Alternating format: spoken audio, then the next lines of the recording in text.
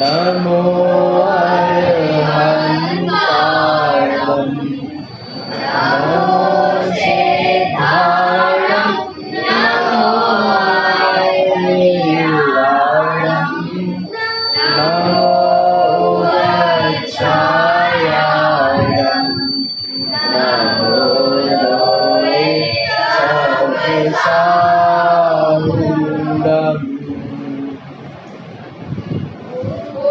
उत्तम क्षमा मार्गव आर्जव भाव है सत्य शौच संयम तप त्याग उपाय है आकिंचन ब्रह्मचर्य धर्म दश सारे हैं सहुगति दुख ते काढ़ी मुक्ति करतार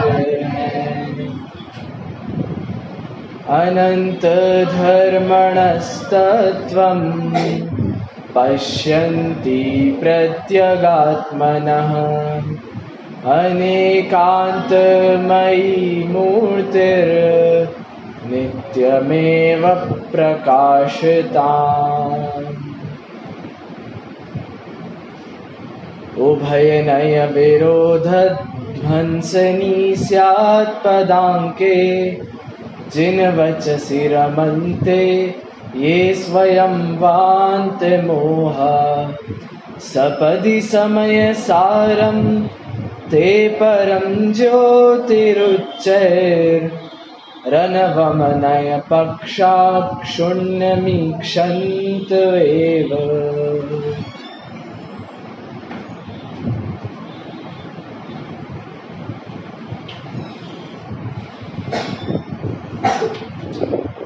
भैया कौन से रोज रोज नए मंगलाचरण करते रहते हो आप?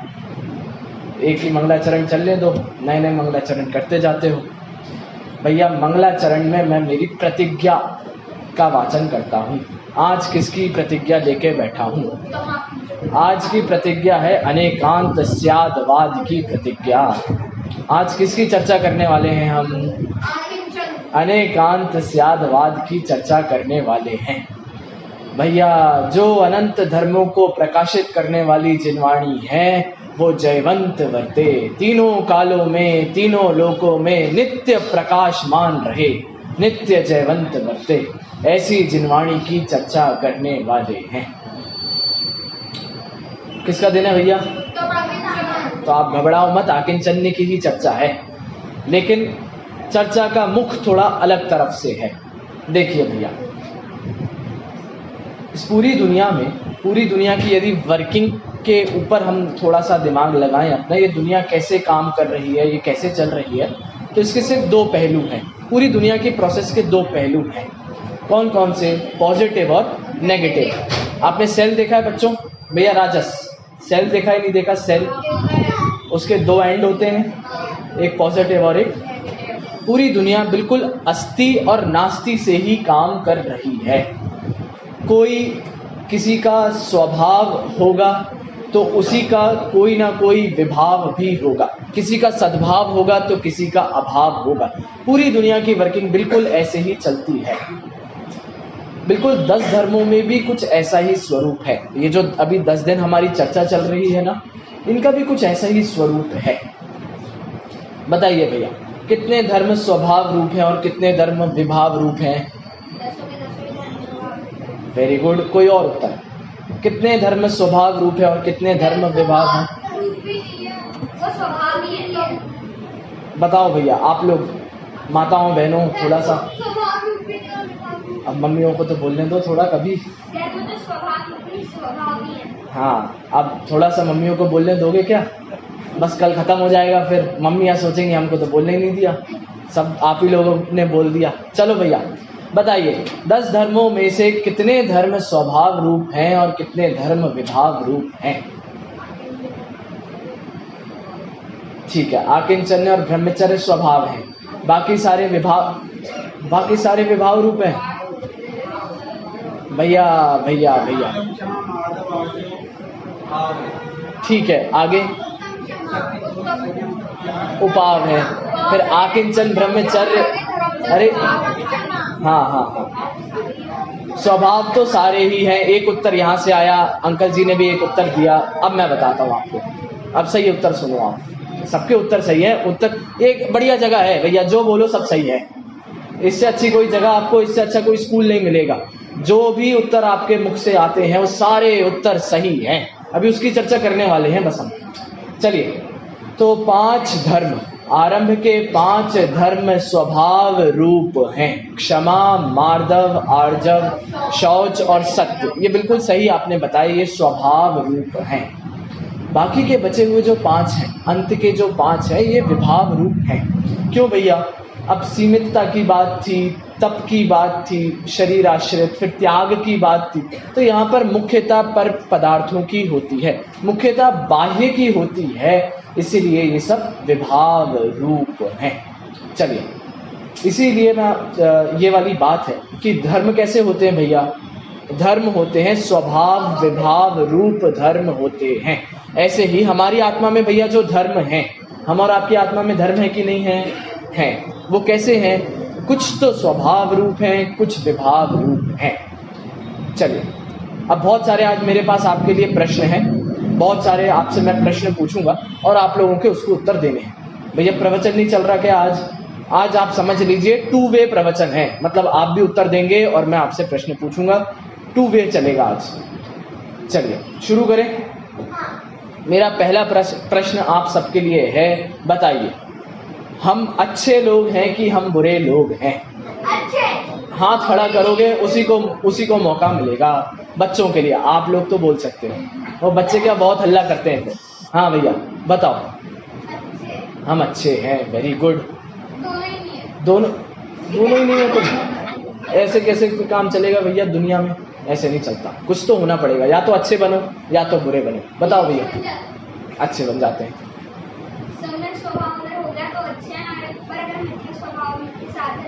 आप अभी अच्छे हो कि बुरे हो? अभी बुरे हो, वेरी गुड। बताओ दीदी, बुरे हो? सही बोलो, बढ़िया मंदिर आ रही हो, पाठशाला में भी जाती हो, पढ़ाई लिखाई करते हो, बुरे हो। चलो वेरी गुड, अच्छे हो। हाँ भाई, मुझे तो अच्छे ही लगते हो आप लोग, आप बुरे कह रहे हो, गजब बात है। भैया बताइए, माता जी और बहनों आपका नंबर है, बताइए भैया अच्छे कौन है और बुरे बुरे कौन है? आप लोग भी सोच लो, बस आपके पास भी आने वाला हूँ। बस हो गया, अब नहीं अभी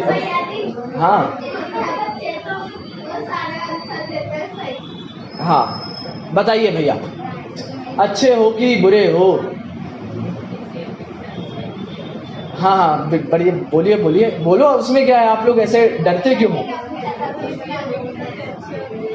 चलो भैया, किसी अपेक्षा से अच्छे हैं, ये बहुत अच्छा न्यूट्रल उत्तर दे दिया। अब भैया अच्छा भी बोलेंगे तो भी हमने अच्छा बोल दिया, भैया बुरा भी बोलेंगे तो भी हमने बुरा बोल दिया, हम तो बच गए।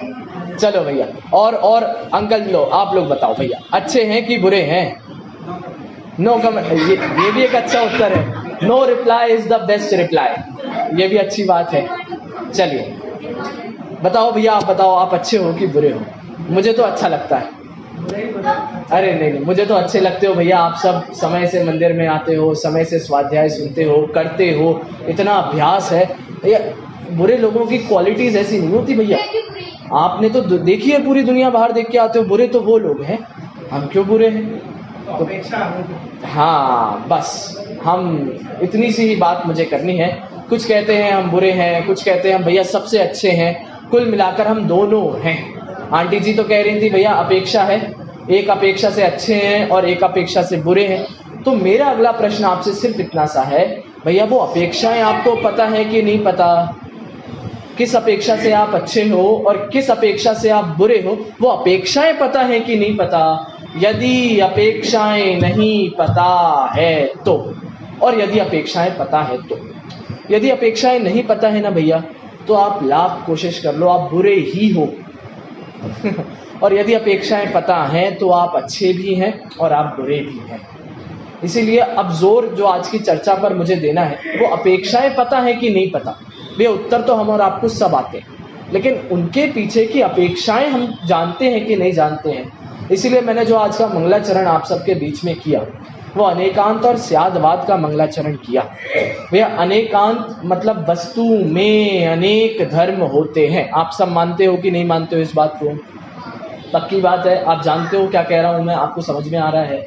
वस्तु में अनेक धर्म होते हैं मतलब भैया ये पुस्तक है, अब ये पुस्तक हल्की है कि भारी है? ये दोनों है। कैसे दोनों हैं? अब अपेक्षा, यदि मैं इस मोबाइल की अपेक्षा से बात कर रहा हूं तो हल्की है, मोबाइल ज्यादा भारी है, या वाइसे वर्सा। तो मतलब ये पुस्तक अकेली हल्की है या अकेली भारी है इसका कोई उल्लेख आप कर नहीं सकते हो जब तक आपके सामने कोई दूसरा वजनदार वस्तु ना आ जाए। तो कुल मिलाकर भैया हम अच्छे भी हैं और हम बुरे भी हैं। यदि हम अपने संयोगों को देखते हैं, यदि हम अपनी संगति को देखते हैं, अपनी सभा को देखते हैं, हम बहुत अच्छे हैं। हम कम से कम उनसे तो बहुत बेहतर हैं जो आज बाहर घूम रहे हैं, क्योंकि हम अपना समय थोड़ा स्वाध्याय में निकालते हैं, अपना विचार करने में निकालते हैं। हम बहुत अच्छे जीव हैं, लेकिन हम बहुत पापी हैं, हम बहुत व्यसनी हैं, हम बहुत कशाई हैं, और बहुत तो ना लेकिन कशाई तो हैं ही, तो भैया बुरे भी हैं। अब आपको अपेक्षा पता चल गई। तो कुल मिलाकर पूरी दुनिया में सिर्फ देखने का नजरिया होता है। समझ में आया भैया? सब नजरिए की बात होती है।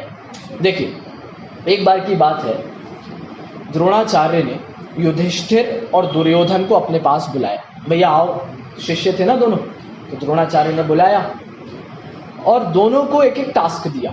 क्या करना है भैया?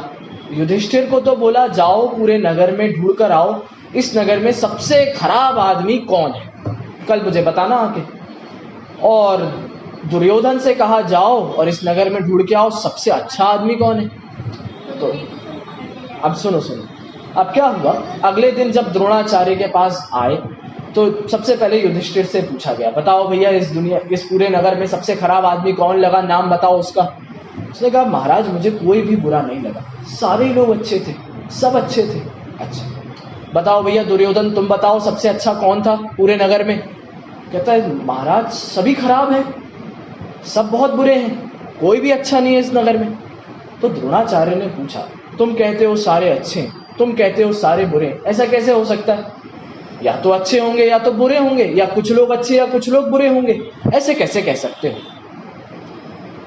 तो बात सिर्फ इतनी सी थी भैया, जिसकी जैसी सोच होती है वैसी दुनिया उसको दिखाई देती है।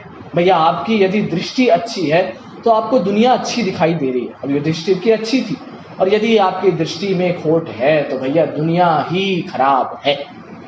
तो इससे क्या सिद्ध हुआ भैया, हम अच्छे भी हैं हम बुरे भी हैं। चल हो गया पहला प्रश्न। अगला प्रश्न, आग को देखा है आप सभी ने, अग्नि को? बताइए अग्नि ठंडी होती है कि अग्नि गर्म होती है? गर्म होती है। Very good. अब माताएं बहनें उत्तर दें, अग्नि ठंडी होती है कि अग्नि गर्म होती है? उत्तर तो दे दोगे आप लोग दोनों, लेकिन अपेक्षाएं पूछूंगा फिर मैं, इसलिए सोच समझ के देना भैया उत्तर। एक आंसर बस, वन एट अ टाइम। अभी हो गई आपकी चांस, अब मम्मियों को हो गई, आपने कॉमन एक उत्तर आ गया था। चलिए बताइए भैया ठंडी होती है कि गर्म होती है? जब तक आप बता दीजिए कोई, अग्नि ठंडी होती है कि गर्म होती है? चलो सबके उत्तर ऐसे आ रहे हैं, स्वभाव से तो भैया गर्म होती है, बाकी ठंडी कैसे होती है फिर? और बुझा कौन सी अपेक्षा बेटा? तो वो अग्नि कहाँ बची? अग्नि की चर्चा कर रहे हैं ना हम। बताओ भैया। देखो मैं बताता हूँ इस दुनिया, हाँ नहीं वो गर्म है। हाँ तो अग्नि काय जीव ही तो है वो सारे। वो अग्नि कैसे, मैं बताता हूँ, चलिए सुनिए भैया, सुनिए। उत्तर तो आप सब जानते हो भैया, दोनों होती है, आप तो दोनों सिद्ध करोगे, सही बात है, लेकिन कैसे? देखिए इस दुनिया में 3 प्रकार के पदार्थ होते हैं, आप सब जानते हैं, मैं बताता हूँ। सबसे पहला होता है शब्द, शब्द का जो शब्दों से जो पदार्थों को ग्रहण किया जाता है वो। दूसरा होता है अर्थ, मतलब स्वयं पदार्थ, और तीसरा होता है ज्ञान। अब कुल मिलाकर बात सिर्फ इतनी सी है, मुझे यहाँ सीता जी की अग्नि परीक्षा नहीं दिख रही, नहीं है क्या? यहाँ पर कहीं अग्नि का फोटो नहीं बना क्या? हाँ, अब बताइए, मुनिराज के सर पर वहां पर आग लग रही है, बताइए क्या मंदिर की दीवार पर आग लग गई क्या? ये तो कितने सालों से बनी हुई है फोटो, यहाँ आग लगी क्या? इसका मतलब है शब्द अग्नि हो अथवा चित्र में अग्नि हो, वो शीतल रहती है, हमेशा शीतल बनी रहेगी। आप अग्नि की फोटो लगा के यहाँ लगा दो तो यहाँ जल जाएगा क्या? मैं इतनी देर से अग्नि अग्नि कर रहा हूँ, मेरा मुंह जल गया क्या? या आप लोग अग्नि अग्नि के बारे में सोच रहे हैं तो आपके मन में आग लग गई क्या कहीं? ऐसा नहीं है। इसका मतलब है अग्नि शीतल भी है, और अब गर्म तो आप सब जानते हो भैया, उसका स्वभाव ही है गर्म होना। ये कैसी बातें कर रहे हो भैया अटपटी सी? आज आप क्या हो गया? आज भोजन नहीं किया शाम को क्या? पूरा भोजन किया है भरपेट, तभी ऐसी बातें कर रहा हूं मैं आपके सामने। चलिए अगला प्रश्न, अब बिल्कुल थोड़ा सा गंभीर प्रश्नों के ऊपर आते हैं, थोड़ा धीरे धीरे आते जाएंगे। मुझे आप बताइए, आप सब और मैं स्वयं दोषी हैं कि निर्दोषी हैं? बताओ। कौन सी अपेक्षा से दोषी हो?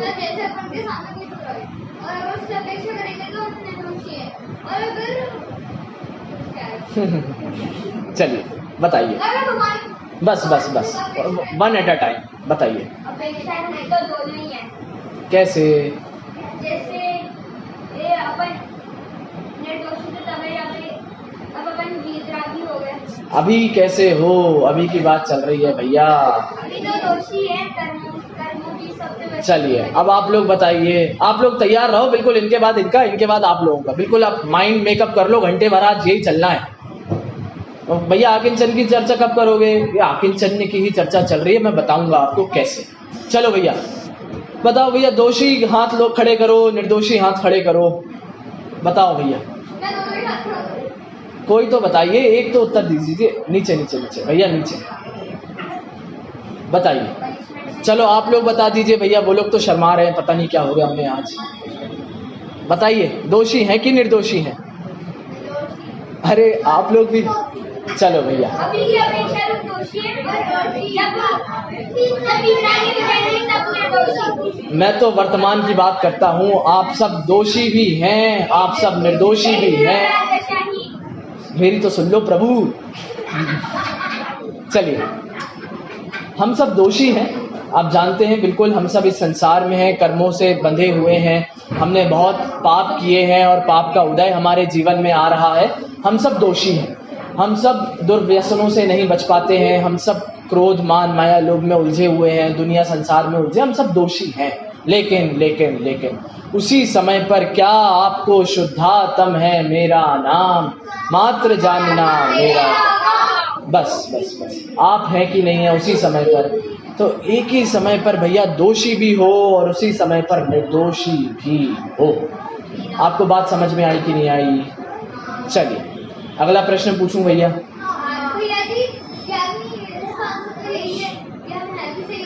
हाँ बिल्कुल यही उत्तर है, हम हैं भी और नहीं भी है। अभी आपका आत्मा है ना, वो निर्दोषी है, अनादि से निर्दोषी है। Very good. चलिए अगला मेरा प्रश्न आप सबके लिए है, अगला मेरा प्रश्न आप सबके लिए है। अब थोड़ा और गंभीर है भैया, संभाल के उत्तर देना। आप सब इस संसार में हमेशा बने रहोगे कि चले जाओगे? चलो बताओ दीदी,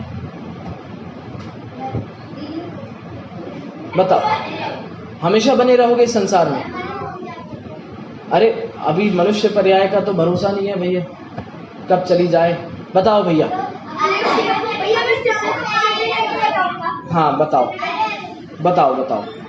जब तक मिथ्या दृष्टि है तब तक बने हुए, और जैसे ही सम्यक दृष्टि हो गए तब तक बस कुछ टाइम और। तो बने तो रहोगे। हाँ तो बस कुछ टाइम और, फिर और अभी की बात करो ना, अभी की बात करो, अभी की बात करिए, अभी की बात। चलिए अरे मुनि ठीक है, अभी बन गए क्या? अभी की बात करो, प्रेजेंट की, बिल्कुल प्रेजेंट की चर्चा चल रही है सारी। हाँ बोलो। अभी मोक्ष जा सकते हो, योग्यता हो गई तो? अरे अरे अरे, चलो चलो चलो चलो, अरे अरे अरे, हो गया। एक एक करके बोलो तो भैया, मेरी भी बात तो सुन लो थोड़ी, मुझे क्यों बुलाया है फिर आपने। चलिए चलिए चलिए। हाँ भैया, आपने विचार कर लिया इतनी देर में? आप संसार में हमेशा बने रहेंगे कि आप सब चले जाएंगे?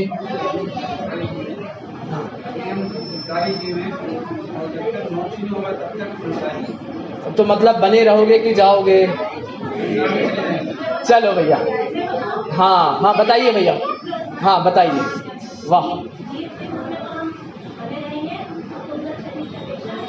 वाह, बहुत सुंदर बहुत सुंदर। भैया नित्य पर्याय पलट रही है कि नहीं पलट रही है?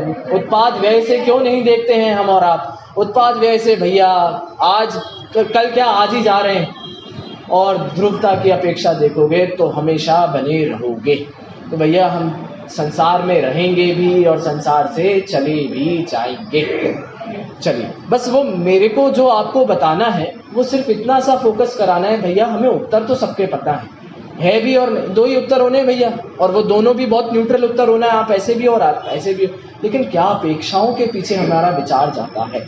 चलिए अगला प्रश्न थोड़ा और संगीन है भैया।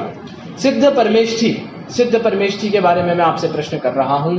बताइए, सिद्ध परमेष्ठी समान होते हैं कि असमान होते हैं? बताइए। समान होते हैं। गुणों की अपेक्षा समान होते हैं, और फिर मतलब उनका जो वो पद्मासन में, कोई खड्गासन में। Very good. चलो, एक तो बढ़िया उत्तर उसने दे दिया कि ज्ञान की अपेक्षा से देखोगे सबका ज्ञान समान है, गुणों की अपेक्षा से देखोगे तो भैया सबके गुण समान हैं, लेकिन कोई खड्गासन में है, कोई पद्मासन में है, तो वो अंतर है। और कोई उत्तर भैया, सिद्ध समान होते हैं कि असमान होते हैं? बताइए आंटी जी।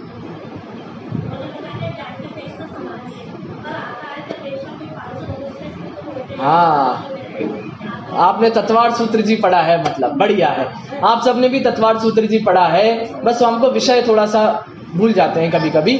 10वें अध्याय में 9वें सूत्र में कम से कम 12 से 13 अपेक्षाएं वहां आचार्य देव ने बताई हैं कि सिद्धों में अंतर होता है। वहां साफ साफ उन्होंने ऐसा लिखा है, कथनचित भेद है, कथनचित अभेद है। कैसे भैया? किस गति से, किस लिंग से, किस शरीर से, किस अवगाहना से प्रत्येक बुद्ध थे कि बोधित बुद्ध थे, इनकी अपेक्षा भूत नैगम नय की अपेक्षा से वे असमान होते हैं। लेकिन वर्तमान में देखोगे तो भैया सभी समान हैं। चलिए, बहुत बढ़िया। अगला प्रश्न भैया, आज प्रश्न उत्तर ही करने अपन को, आपका ये सांस्कृतिक कार्यक्रम हो गया आज का। चलिए, सिद्ध परमेष्ठी, वापस से सिद्ध परमेष्ठी चेतन होते हैं कि जड़ होते हैं? अब बताइए भैया, चेतन या जड़? सिद्ध परमेष्ठी जड़ होते हैं कि चेतन होते हैं? बताओ, दीदी बताएंगी। बताइए। चेतन होते हैं। Very good. बताओ भैया। चेतन। एक्सीलेंट। कैसे? यदि दोनों उत्तर देना है तो कैसे भी सोच के रखना है। चलिए बताओ भैया। चेतन। चेतन। Very good. आप लोग बताइए। अब तो कोई उत्तर दे दीजिए। आंटी जी आपने, अब कोई और दीजिए।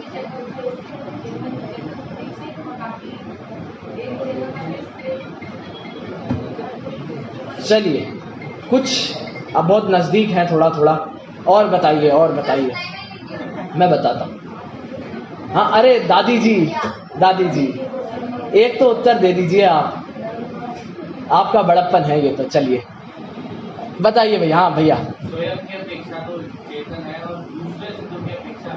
वाह, बहुत सुंदर उत्तर है, बिल्कुल सही उत्तर है भैया।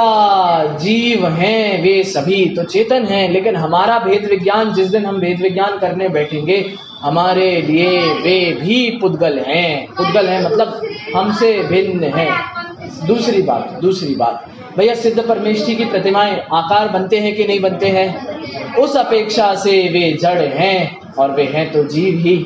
अथवा एक बहुत अच्छी अपेक्षा और आचार्य योगेंदु देव ने बताई है, परमात्मा प्रकाश है या योगसार है, इन दोनों ग्रंथों में से है। उसमें बहुत अच्छा एक श्लोक है, वहां वो कहते हैं, शास्त्र पढ़ता जीव जड़ पर आत्मा जाने नहीं, बस इसीलिए वह जीव निर्वाण को पाता नहीं। क्या कह रहे हैं? शास्त्र पढ़ने वाला है फिर भी कैसा है? जड़ है। अरे भैया जीव था, चेतन था, ज्ञान था, आप जड़ कह रहे हो उसको, क्यों? बताइए। इस दुनिया में सबसे ज्यादा प्रवचन किसने सुने हैं? नहीं, बताइए। नहीं, इसका उत्तर ये नहीं है। अब बताइए, इस दुनिया में सबसे ज्यादा प्रवचन किसने सुने हैं? इस माइक ने। सबसे ज्यादा प्रवचन कौन सुनता है? भैया माइक सुनता है। जो आता है बेचारा चुपचाप सुन रहा है, लेकिन क्या माइक को कभी सम्यक दर्शन हुआ क्या? बस ऐसे ही हमारे कान होते हुए भी हम बहरे बने हुए हैं। इसीलिए आचार्य देव कह रहे हैं आप शास्त्र पढ़ रहे हो लेकिन उसका फल कहाँ दिख रहा है? और फल नहीं दिख रहा है, इसका मतलब हम सब जड़ हैं। समझ में आया भैया? बस तो फिर आप जीव तो सिद्ध हो जाएंगे, फिर आपकी पूजा करेंगे हम सब। चलिए अगला प्रश्न समझ में आ गया भैया? जीव जड़ है कि चेतन है? भैया दोनों हैं। अगला मेरा प्रश्न आपसे है, बताइए भैया महावीर भगवान संसारी हैं कि मुक्त हैं? जल्दी जल्दी बोलो। हाँ, नहीं, बताइए आप, महावीर भगवान मुक्त हैं कि संसारी हैं? कैसे? वाह, चलिए भैया महावीर भगवान की बात करें तो उनकी प्रतिमाएं हैं, उनका शासन काल है, संसारी ही है। शासन काल तो उसका चलता है ना जो राजा विद्यमान हो, लेकिन सिद्ध बन गए कि नहीं बन गए, इसलिए मुक्त भी हैं। आप वो शैली समझ रहे हैं मैं क्या आपकी तरफ इशारा कर रहा हूँ? सीधा सा तात्पर्य सिर्फ इतना है कि इस पूरी पृथ्वी पर वस्तु के अनंत धर्म होते हैं। उन अनंत धर्मों को आप एक साथ नहीं कह सकते हैं। उन अनंत धर्मों को कहने के लिए हमारे और आपके वचनों में इतनी सामर्थ्य ही नहीं है, इसलिए उन अनंत धर्मों को क्रमशः कहना पड़ता है। इसीलिए उन अनंत धर्मों में किसी को मुख्य और किसी को गौण किया जाता है। देखिए अगला प्रश्न आपके लिए, अब अंतिम, बस इसके बाद अब थोड़ी चर्चा कर लेंगे। पता चले भैया आप प्रश्न उत्तर में आज का पूरा समय निकाल दिया। चलिए अंतिम प्रश्न है, बताइए मोक्ष किसका नाम है? अक्षय पद का नाम मोक्ष है कि अष्टकर्म दहनाय का नाम मोक्ष है? अरे दोनों का ही नाम मोक्ष है। एक तो पॉजिटिव रूप से कह रहे हैं भैया अक्षय पद जिसका कभी नाश नहीं होगा ऐसा पद है मोक्ष, और एक कह रहे हैं आठों कर्मों के नाश पूर्वक जो प्रकट होता है ऐसा मोक्ष। बात तो एक ही है, बात में तो कोई फर्क नहीं है, बस यही बात। इससे पता क्या हुआ, यदि हम ये दोनों उत्तर देते गए, यदि जैसे प्रश्न थे और कोई भी आप जीवन में प्रश्न पूछो उत्तर मिलेंगे भैया ये ऐसा भी है और ऐसा भी है, लेकिन इसमें दिक्कत क्या है? इसमें सिर्फ इतनी सी दिक्कत है, यदि अपेक्षाएं नहीं पता है भैया किस अपेक्षा से क्या है और किस अपेक्षा से क्या है, इसका मतलब हमारा ज्ञान आज भी मिथ्या है। देखिए हम जैन है ना, हम सभी, हमारे ऊपर आक्षेप लगाए गए, अभी नहीं लगाए गए, वो समय बहुत पुराना हो गया। थोड़ा सा इतिहास के दर्शन कराता हूँ आज आपको मैं। बहुत सारे दर्शन हुए, जैसा जैन दर्शन है वैसे और भी अनेक दर्शन भारत में हुआ करते थे और आज भी हैं। जैसे सांख्यों का नाम सुना है आपने कभी? मीमांसकों का नाम सुना है? बौद्ध का नाम तो सुना ही होगा आपने, वेदांतियों का नाम सुना होगा, नैयायिक, वैशेषिक, योग, सारे दर्शन हैं। अब एक दिक्कत हुई, एक बार एक सभा थी, जैसे हम और आपकी सभा लगी है भैया, ऐसी सभा थी। सभा में 3 लोग उपस्थित थे। कौन कौन थे? एक तो आए थे सांख्य, एक आए थे बौद्ध और एक आए थे जैन। मतलब तीनों के अपने अपने रिप्रेजेंटेटिव्स आए और चर्चा चल रही है। क्या चर्चा चल रही है भैया? आत्मा कैसी होती है? तो आपको पता सांख्यों ने क्या उत्तर दिया? सांख्य कहते हैं आत्मा हमेशा नित्य होती है, आत्मा हमेशा बनी है, आत्मा कभी बदलती नहीं है, नित्य बनी रहती है। ठीक है, बौद्धों की चांस आई, बौद्धों से पूछा गया भैया बताओ आत्मा कैसी होती है? बौद्धों ने कहा आत्मा हमेशा अनित्य होती है, आत्मा में नित्यता है ही नहीं, हमेशा अनित्य, प्रति समय अनित्यता है आत्मा में। अब भैया जैनों से पूछा, जैन भी आए थे सभा में, जैनों से पूछा, तब आपको पता ही है जैन क्या उत्तर देने वाले थे? आत्मा नित्य भी है, आत्मा अनित्य। वहां का जो अध्यक्ष था, मतलब उस सभा का अध्यक्ष, उसने जैनों को खड़ा किया, खड़े हो भैया, ऐसे क्यों उत्तर दे रहे हो तुम, चित्त भी तुम्हारी पट्ट भी तुम्हारा, भैया तुमने सांख्यों को भी अपने पास कर लिया, बौद्धों को भी अपने पास कर लिया, इसका मतलब है तुम्हें खुद ही नहीं पता आत्मा कैसी होती है, तुम्हारा कुछ स्वतंत्र विचार नहीं है आत्मा के बारे में, तुम गलत बोल रहे हो। ऐसे जैनों पर बहुत आक्षेप लगाए गए। आपको पता है हमारा स्यादवाद को संशयवाद के नाम से भी जाना गया। हमेशा प्रश्न चिन्ह खड़े करे गए, भैया तुम्हारा स्यादवाद नहीं है, ये संशयवाद है। क्यों? कभी तुम नित्य कहते हो, कभी तुम अनित्य कहते हो, डाउट होता है, तुम्हें खुद ही डाउट होता है, तुम कैसे इसकी सिद्धि कर सकते हो। वहां पर आचार्यों का उपकार था हम और आपके ऊपर। वो क्या था? स्यादवाद। अनेकांतवाद से तो भैया अनेकांतात्मक तो पदार्थ होता है, लेकिन उस पदार्थ को समझने के लिए आचार्यों ने स्यादवाद का उल्लेख किया। भैया स्यादवाद का प्रयोग नहीं किया जाएगा तो आपकी सारी बातें गलत हैं, और स्यादवाद का प्रयोग कर लिया तो आप इस दुनिया में सारी बातें कहेंगे सब सम्यक है, उसमें कोई आपत्ति नहीं है। फिर वहां कहा गया भैया आत्मा कथनचित नित्य है और आत्मा कथनचित अनित्य है। तो पूछा गया कैसे है, और फिर अपेक्षा बताई गई कि द्रव्य दृष्टि से देखा जाए, ध्रुवता की अपेक्षा देखा जाए, आत्मा त्रिकाल बना रहता है। त्रियंश में भी वही आत्मा था, मनुष्य में भी वही है, नारकी हो गया तो वैसा है, देव हो गया तो वही है, अरिहंत परमेष्ठी बना तब भी वैसा ही है, और सिद्धालय में विराजमान है तो भी वैसी ही आत्मा है, लेकिन पर्याय बदल रही है। पर्याय की दृष्टि से देखा जाएगा तो अनित्यता खड़ी है। तो कुल मिलाकर सिर्फ इतनी सी बात है कि हम ये स्यादवाद का प्रयोग हमारा आपके जीवन में बहुत करते हैं, लेकिन हमें अपेक्षाओं का ख्याल होना चाहिए। ये किस अपेक्षा से बात चल रही है, ऐसा क्यों कहा जा रहा है? आपको पता है हम और आपके बीच में जितनी भी लड़ाइयाँ हैं, मतलब हम और आपके बीच में मतलब आपके आपस में और मेरे किसी से जितनी भी लड़ाइयाँ हैं वो सिर्फ इसी के चक्कर में है। वो एक कुछ कह रहा है, दूसरा कुछ कह रहा है और हम लड़ रहे हैं, और पता चलता है दोनों एक ही बात कर रहे थे बाद में जाकर, बस उसके कहने का तरीका उल्टा था और हमारे कहने का तरीका सीधा था। बस बात सिर्फ इतनी सी है। चलिए अब भैया आकिंचन्य का धर्म बात कर ही नहीं रहे आप, तो ये सारी बातें लेकर बैठ गए हो।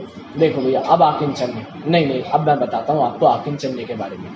बिल्कुल ऐसे ही वस्तु का स्वभाव होता है, आप जान गए। मुझे जो सिद्धि करनी थी आप सबके बीच में, वो इसी की सिद्धि करनी थी कि वस्तु का स्वभाव ऐसा ही होता है, अस्ति और नास्ति से ही वस्तु का कथन किया जाता है। बताइए धर्म छोड़ने का नाम है कि धर्म ग्रहण करने का नाम है? धर्म त्यागने का नाम है कि धर्म कुछ अपनाने का नाम है? भैया दोनों का नाम धर्म है। आप छोड़ रहे हो तो भी धर्म है, आप कुछ ग्रहण कर रहे हो तो भी धर्म है, आप कुछ अपना रहे हो तो भी धर्म है, आप कुछ त्याग कर रहे हो तो भी धर्म है। बिल्कुल आकिंचन्य के साथ ऐसा ही है। ब्रह्मचर्य माने क्या होता है? ब्रह्मचर्य मतलब होता है भैया आत्मा माने ब्रह्म और उसमें चर्या करना, उसमें लीनता। तो भैया मैं ही मेरा स्वभाव हूँ, मैं ही मेरा करता धरता, मुझ में पर का कुछ काम। तो मैं ही मेरा करता धरता वाला जो हिस्सा है ना, वो उत्तम ब्रह्मचर्य है, उसकी चर्चा कल करेंगे हम विस्तार से। लेकिन मुझ में पर का कुछ काम नहीं, ये उत्तम आकिंचन्य है। आकिंचन्य माने क्या होता है? अकिंचन। अकिंचन माने किंचित भी पर पदार्थों में मेरा स्वभाव नहीं है। ये नास्ति की अपेक्षा से कथन किया गया है। तो इसीलिए सारी चर्चा मैंने आपके बीच में क्यों करी? मैंने इसलिए करी भैया आप आज की चर्चा फिर कैसी होती? ये खंबा मैं नहीं हूँ, ये एसी मैं नहीं हूँ, ये स्पीकर मैं नहीं हूँ, ये चित्र मैं नहीं हूँ, ये जिनवाणी मैं नहीं हूँ, ये माइक मैं नहीं हूँ, ये सभा मैं नहीं हूँ, ये जिनेंद्र भगवान की मूर्ति मैं। भैया हूँ क्या ये तो बता दो। ये नहीं हूँ, ये नहीं हूँ, ये नहीं हूँ, यही करे जा रहे हो आप। तो हूँ क्या? तो भैया हूँ की चर्चा तो कल आएगी। इसीलिए मैंने आपको बताया पदार्थों की दोनों अपेक्षाओं से वर्णन किया जाता है। नास्ति परक भी चर्चा होती है और अस्ति परक भी चर्चा होती है। तो आकिंचन्य का मुख्य भाव जो है वो नेगेटिव है, मतलब मेरा स्वभाव पर पदार्थों में नहीं है, मेरा अस्तित्व पर पदार्थों से नहीं है। इसीलिए आपने आज पूजन पढ़ी कि नहीं पढ़ी? परिग्रह 24 भेद त्याग करे मुनिराज जी। वहां क्यों मुनिराज जियों को त्याग करने की बात कही गई? उन्हें उसके त्याग की बात इसीलिए करी गई कि भैया वो अपना स्वभाव नहीं है। भैया आप तो ये कह रहे थे कि यदि अपने घर में खजाना मिल गया तो बाहर क्यों घूमेंगे? तो ये दोनों ही बातें हैं। यदि अपने घर में खजाना मिल गया तो ऑटोमेटिकली बाहर का त्याग हो जाएगा, और बाहर का त्याग हो गया है माने क्या? आपको अंदर कुछ ना कुछ प्राप्ति हो गई है। और दोनों अपेक्षाओं से इसका वर्णन कर सकते हैं। तो उत्तम आकिंचन्य का मतलब क्या हुआ? पर पदार्थों में किंचित मात्र भी मेरा कुछ भी नहीं है। अब देखते हैं थोड़ा सा परिग्रह के बारे में। आज परिग्रह की थोड़ी सी चर्चा करते हैं। कितने प्रकार का होता है भैया परिग्रह? परिग्रह 24 प्रकार का होता है। अंतरंग और बहिरंग, बहिरंग 10 और अंतरंग 14, ये सब हम जानते हैं। लेकिन इसमें भी सबसे जरूरी क्या है बताइए आप? 24 परिग्रहों में से सबसे ज्यादा जोर किस पर दिया गया है? अंतरंग परिग्रहों पे। अंतरंग में भी किस पर दिया गया है? आपको नाम तो याद है ना भैया अंतरंग परिग्रहों के? मिथ्यात्व, क्रोध, मान, माया, लोभ और 9 नो कषाय, ये तो हो गए अंतरंग। और फिर क्षेत्र, दास, दासी, कुप्य, भांड, ये सब हो गए बहिरंग। अब बताइए जोर किस पर दिया गया है? मिथ्यात्व पर। क्यों दिया गया है? इसका कारण फिर से भैया विचार करें। कारण के पीछे का विचार होना चाहिए। क्यों दिया गया है? बात सिर्फ इतनी सी है कि हम और आपके पुण्य का उदय होगा तो सारे परिस्थितियां हमें मिलेंगी, सारे बाह्य परिग्रह हमको मिलेंगे। और कदाचित पाप का उदय हुआ तो ये नहीं मिलेगा। तो बहिरंग परिग्रह से ज्यादा फर्क नहीं पड़ता भैया। अब वो हो अथवा नहीं हो, सब कर्म के अधीन है। अब किसी के पास घर होगा, किसी के पास घर नहीं होगा, किसी के नौकर नौकरानी होंगे घर पर, किसी के नहीं होंगे। तो इससे आइडेंटिफिकेशन नहीं कर सकते। तो भैया किससे करें? वो मिथ्यात्व से करना पड़ेगा। इसीलिए दूसरी पंक्ति क्या कहती है आज सुबह की पूजन की? तिसना भाव उच्छेद घटती जान घटाइए। तभी वहां पर उन्होंने कहा भैया तृष्णा खत्म होनी चाहिए पदार्थों से। पदार्थ रहें नहीं रहें, आपकी यदि आसक्ति है तो मतलब आप परिग्रही हैं, और आसक्ति नहीं है। और अब बताइए, सब उदाहरण तो जानते हैं भैया भरत चक्रवर्ती का। आपने सुना है भरत चक्रवर्ती का उदाहरण? कितनी रानियां थी उनकी? हमसे तो भैया एक आदमी संभलती, 96,000 लेके घूम रहे हैं। क्या मतलब है इसका? वो कैसे मोक्ष जा रहे हैं? इतना भैया इतना वैभव है, हम और आप कल्पना भी नहीं कर सकते उसका। हम और आप बराबरी भी नहीं कर सकते उनकी। 6 के 6 खंड हैं उनके। हमारा कितना हो सकता है भैया? एक घर हो सकता है, किसी का 2 घर हो सकते हैं, किसी का कुछ इलाका हो सकता है, किसी का चलो थोड़ा और बड़ा गांव हो सकता है, कस्बा हो सकता है, शहर हो सकता है, राज्य हो सकता है, देश हो सकता है। भैया जितना हमें दिख रहा है वो हो सकता है। उनके 6 खंड थे भैया। इतने में तो अभी हमारा आधा खंड भी पूरा नहीं हुआ। अरे कुछ नहीं हुआ, उनके 6 खंड थे, फिर भी वो मोक्ष चले गए। और हमारे पास कुछ भी नहीं है, फिर भी हम मोक्ष नहीं जा पा रहे। तो फर्क सिर्फ इतना सा है, तिसना भाव उच्छेद। भैया ममत्व का त्याग करना पड़ेगा। आपको पता है परिग्रह की परिभाषा क्या दी है? मूर्छा परिग्रह। मूर्छा ही परिग्रह है। मूर्छा माने क्या? बेहोशी। बेहोशी माने क्या? अपनी सुध को भूल जाना। और अपने आप को भूल कर क्या करते हैं? ये मेरा है, ये मेरा है, ये मेरा है, ये पर पदार्थों में अपनापन करते हैं। तो भैया आकिंचन्य धर्म की सिर्फ बात इतनी सी है कि पर पदार्थों में जो ममत्व का परिणाम हम और आपके आता है, आकिंचन्य धर्म में मतलब आकिंचन्य धर्म यही बता रहा है कि जो पर में एकत्व की बुद्धि है, कर्तृत्व की बुद्धि है, भैया भोगना है किसी को कुछ हम कर सकते हैं, ये मेरा है, यदि ऐसी बुद्धि है तो इसका मतलब क्या है? आपके परिग्रह है। अब इससे कोई मतलब नहीं है कि आपके पास कितने घर हैं, और इससे कोई मतलब नहीं है आप कितने नौकर नौकरानी रख रहे हो, इससे कोई मतलब नहीं है कितना सोना है आपका। बताइए भैया। किसका? राजा। हाँ वही तो चक्रवर्ती भरत की बात ही तो करी मैंने आपसे। तो उनका उदाहरण क्या हाँ, है? तो वही तो, उनके पास इतना कुछ होने पर भी वे सबसे अलग थे, और हमारे पास कुछ भी नहीं है और हम सबसे जुड़े हुए हैं। सिर्फ फर्क इतना सा है। भैया हाकिम चन्नी की चर्चा हो गई, बस इतनी थी चर्चा। इसके अलावा मेरे पास आप कुछ पूछोगे तो मेरे पास कोई चर्चा नहीं है, लेकिन आप इसके पीछे का विचार करिए, कितनी बड़ी बात है, कितनी जल्दी ये चर्चा हो गई। वस्तु का स्वभाव अनंत धर्मात्मक होता है, ये चर्चा मैंने वहाँ से खड़ी करी आप सबके बीच में, और उसके बाद मैं आपको धीरे धीरे बताता गया भैया अस्थि से कथन करो या नास्ति से, पदार्थ में कुछ हेर फार होना है क्या? नहीं, पदार्थ जो का त्यों रहना है। अब ये भी बहुत बड़ी बात है। ये जैसे आपने कल बताया था, जिन्वाणी ना तो सद्भाव होती ना विभाव भाव। हाँ, जिनवाणी ना तो इष्ट रूप है ना तो अनिष्ट रूप। पदार्थों में आप पदार्थों का जैसा वर्णन करना चाहे आप कर लीजिए, आप स्वतंत्र हैं, पदार्थ में हेरफार नहीं होने वाला। कुछ कम हो जाएगा क्या भैया? नास्ति से चर्चा कर रहे हैं तो कुछ घट जाएगा, अस्थि से कर रहे हैं तो कुछ बढ़ जाए, ऐसा नहीं है। तो भैया आत्म स्वभाव की चर्चा भले ही आप अपने अंतरंग से करो, मैं अपने में स्वयं पूर्ण हूँ, यदि इससे चर्चा करो तो क्या कहलाएगा? तो भी उतना ही आत्मा रहेगा। और आप ऐसी चर्चा करो भैया ये मुझ में नहीं है, ये मुझ में नहीं है, ऐसा मुझ में नहीं है, तो भी आत्मा उतना ही रहने वाला है। पदार्थ में कुछ गड़बड़ नहीं होती है, सब कथन करने की तरीके हैं। समझ में आ गया भैया चर्चा? चलिए, बहुत सुंदर एक कलश है। अब कलश का पद्यानुवादी मुझे याद है, वो भी विस्मृत हो रहा है। हाँ, हम थे सभी के वे हमारे थे सभी गत काल में, हम होंगे उनके हमारे वे सभी गत काल में।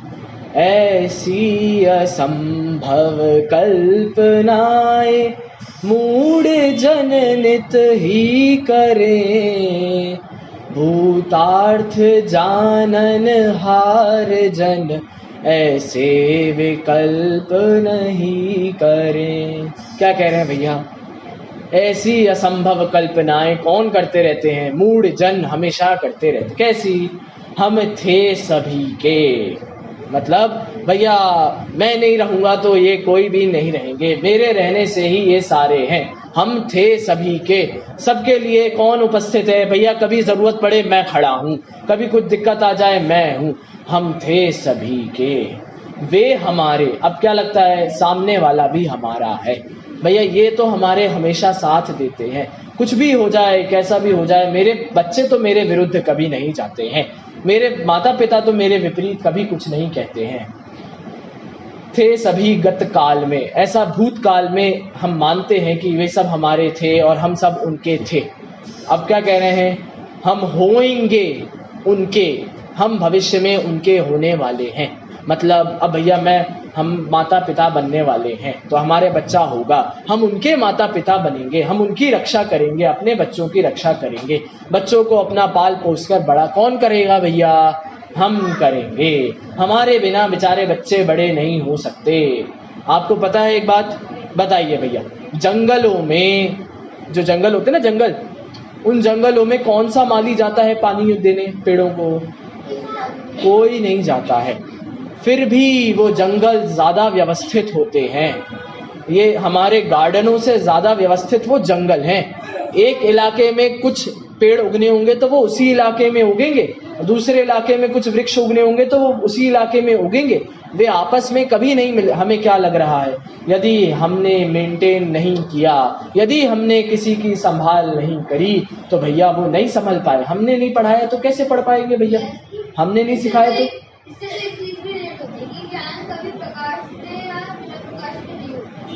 मतलब ज्ञान कभी होता है कि प्रकाश से ही हो। हाँ, इसको रिलेट करना पड़ेगा, अभी करता हूँ मैं उसको, रुको।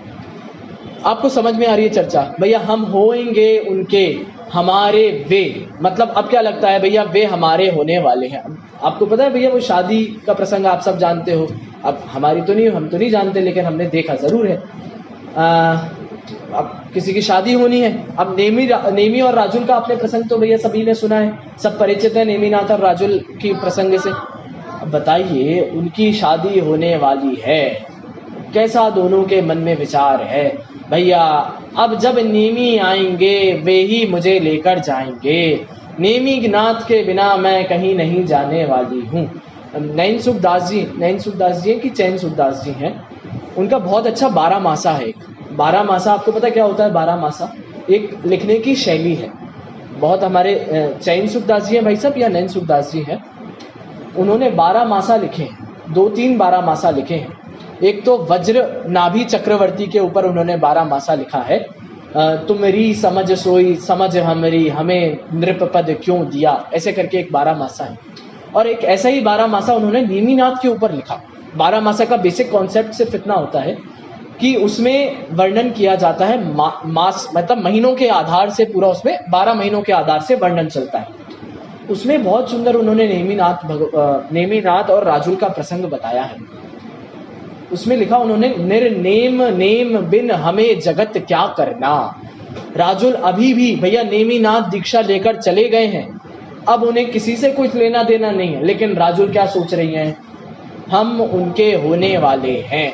अभी भी उन्हें ऐसे स्वप्न आ रहे हैं, भैया निर्नेम नेम बिन हमें जगत क्या करना। नेमिनाथ नहीं होंगे तो हम दुनिया में नहीं रह सकते, उनके बिना हमारा अस्तित्व है ही नहीं। ऐसे ऐसे पुराणों में उदाहरण भैया, अंजना और हनुमान का पवन और अंजना का भी आपने सुना होगा कि नहीं सुना प्रसंग। पवन और अंजना के साथ भी बिल्कुल ऐसा ही है, उनके साथ उनमें इतनी आसक्ति है, एक दूसरे के बिना रह नहीं पा रहे हैं, लेकिन कर्मोदय वश कितने वर्ष उन्हें अलग रहना पड़ा। और उस समय भी उनके कितने आकुलित व्याकुलित विचार हैं, भैया ये मेरा होगा, मैं इसकी होंगी, सारे विचार चलते रहते। तो हम होंगे उनके हमारे वे अनागत काल में, अनागत माने भविष्य में। तो भूतकाल में भी हम लोगों को अपने आप से जोड़ते रहे, भविष्य में भी हम अपने आप को लोगों से जोड़ते रहे, और वर्तमान में तो हम जोड़ ही रहे हैं, कर ही रहे हैं, अपने रिश्ते बढ़ा ही रहे हैं सभी से। अब लेकिन बहुत सुंदर पंक्ति आचार्य देव ने कही, ऐसी असंभव कल्पनाएं मूढ़ जन्नत ही करें। कैसी कल्पनाएं भैया ये सारी? कोई हमारा होगा या हम किसी के होंगे, कोई हमारा था या हम किसी के थे, सब कैसी कल्पनाएं हैं? असंभव कल्पनाएं हैं, असंभव हैं। इस जीवन में जगत में ये सारा सिद्धांत बन ही नहीं सकता, ये सारी बातें बन ही नहीं सकती, लेकिन फिर भी मूढ़ जन नित ही करें। भैया वही मूर्ख है जो सारी बातें कर रहा है, वही मूर्ख है जो ऐसे ऐसे संबंधों को स्थापित कर रहा है। आपको पता है कई बार बिना संबंध होते हुए भी कितनी बार हम कल्पनाओं में भी अपना संबंध स्थापित कर लेते हैं, मन ही मन में अपने। वो आपने उनकी कहानियां सुनी है, मुल्ला नसरुद्दीन की कहानियां सुनी है आपने, शेख चिल्ली की कहानियां सुनी है आपने। ये सारी कहानियां यही सिखाती हैं कैसे मन ही मन आप अपने आप को संसार से बांधते जाते हो, कैसे आप अपनी कल्पनाओं को इतना बढ़ा लेते हो, कल्पनाओं में आप इतने आगे चले जाते हो कि आपको हकीकत ही पता नहीं चल रही है। वहाँ पर इंग्लिश का कोर्स चलता है विद्यार्थियों का जयपुर में, तो उसमें एक कहानी है, 11th क्लास के कोर्स में एक कहानी है, अंग्रेजी की एक कहानी है। उसमें क्या, उसमें बहुत रियलिस्टिक कहानी। बच्चे मुझसे पूछते रहते, भैया ये कहानी क्यों रखी कोर्स में, ये कहानी क्यों रखी कोर्स। अब मैं उनको कुछ उत्तर देता हूँ, वो उत्तर मैं आपको भी बताता हूँ, वो कहानी क्यों रखी कोर्स में। उस कहानी का नाम है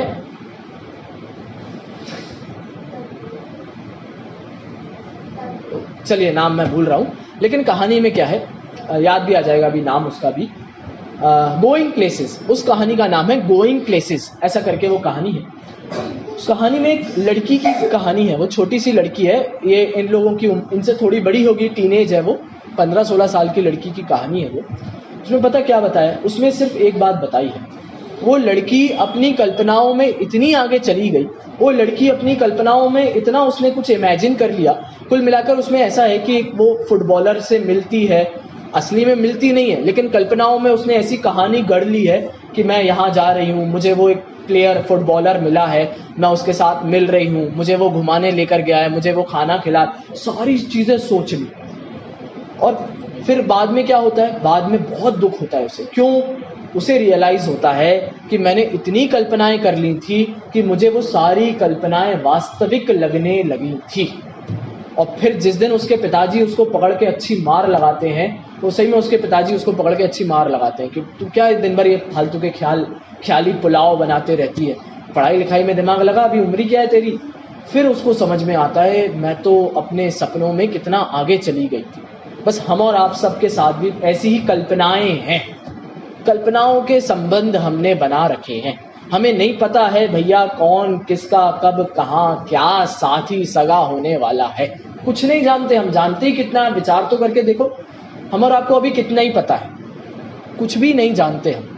हमें हमारे अपना ही खबर नहीं है, हमें हमारा ही कुछ भरोसा नहीं है। हम कैसे दूसरे का हिसाब अपने सर पर ले सकते हैं। और इसमें हमें मज़ा भी आता है, इसमें हमें आनंद आता है, बहुत आनंद आता है। जब तक जिम्मेदारी ना हो कंधों पर तब तक मज़ा कैसे आए।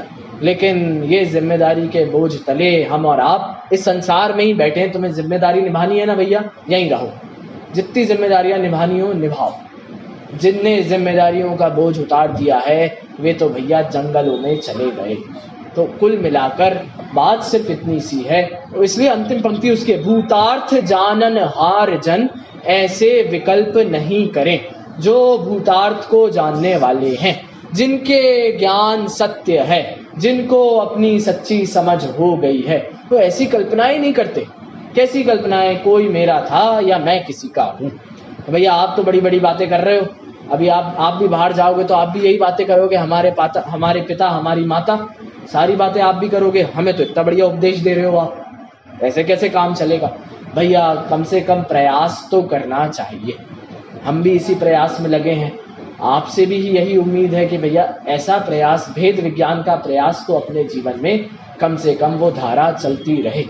अब कब होगा कब नहीं होगा ये स्वतंत्र विषय है, इसके ऊपर हम कभी चर्चा ही नहीं करते, कब होगा कब नहीं होगा। लेकिन चर्चा किसकी चल रही है भैया, आज 9वां दिन हो गया है, 9वें दिन भी मैं आपसे क्रियाओं के पीछे के विचार की बात कर रहा हूँ। परिग्रह का त्याग इतना सरल नहीं है, परिग्रहों का त्याग करना जरूरी भी नहीं है, आप समझिए। लेकिन परिग्रह में वो जो मूर्छा थी उसका त्याग करना अत्यंत आवश्यक है। तो भैया मैं इसी भावना से आज की चर्चा को समाप्त करता हूँ कि आप सभी इस परिग्रह को त्याग करें, मतलब मिथ्यात्व रूपी परिग्रह को हम और अपने जीवन से उसका त्याग करें।